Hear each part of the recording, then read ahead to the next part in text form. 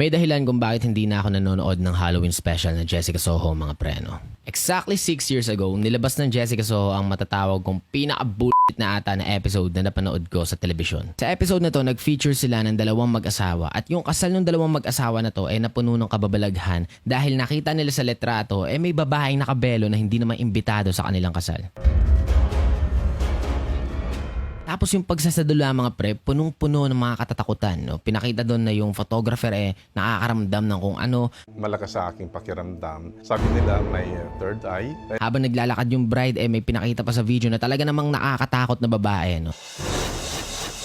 Tapos sa pagsasadula, makikita ang isang matanda na puno ng peklat yung muka na sumasabay pa sa dasal habang nakatitig sa kung saan. Alam na natin lahat, no, pag ang isang multo sumasabay sa dasal at nakadilat, mayroong masamang intensyon. Hindi siya mabuting tao, kampon siya ni Satanas. Alam nating lahat yan pag yun yung pinakita sa pagsasadula. Tapos sa episode, nabanggit pa doon na itong babaeng to naramdaman pa raw sa isang bahay, nakita pa raw sa hagdan. Tapos naglakad pa ng pabaliktad, mga pre. Gumapang pa ganun.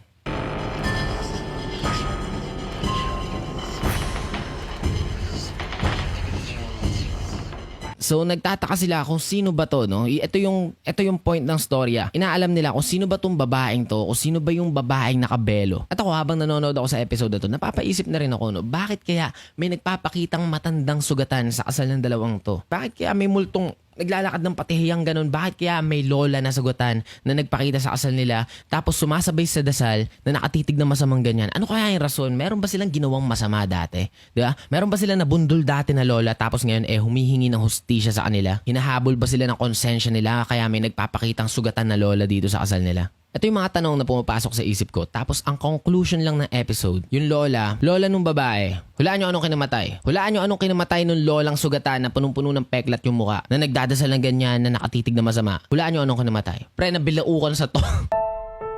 Huwag niyo nang kainin yung pritong tokwa kasi kanina pa yan niluto. Baka masamid kayo.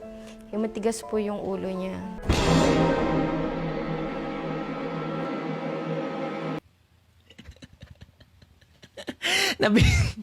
Nabilaukan sa lumang tokwa, mga pre. Gumapang ng paganon sa hagdan. Yung babaeng sugatan, namatay sa tokwa, mga pre. At nagpakita lang siya sa kasal dahil mahal na mahal niya yung apo niya. Kaya nga siya nagpapakita sa inyo. Binibigyan ka lang niya ng paalala tungkol sa buhay may asawa. Talagang ang lola mo masyado mapagbantay. Pinaparamdam niya lang sa inyo na kahit na ano ng moment sa buhay nyo, andun pa rin siya.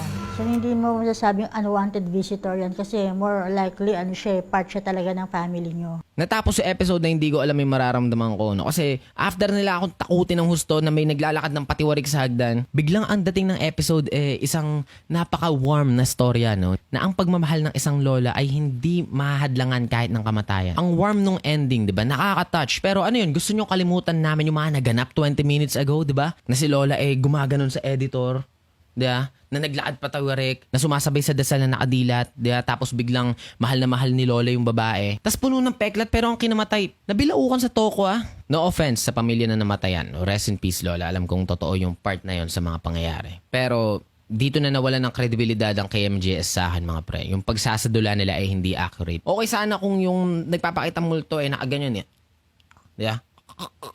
Nakaganon At least accurate. Nakakatakot pa rin yun di ba? Pero yung biglang nagkapeklat sa noo, parang sugatan siya na aksidente, tas ang kinamatay lang nabilaukan sa lumang tokwa. Hindi okay sa akin yun Hanggang ngayon, offended pa rin ako sa mga nangyari, mga pre. At yun lang yung episode na to, throwback lang. Happy Halloween, mga tol.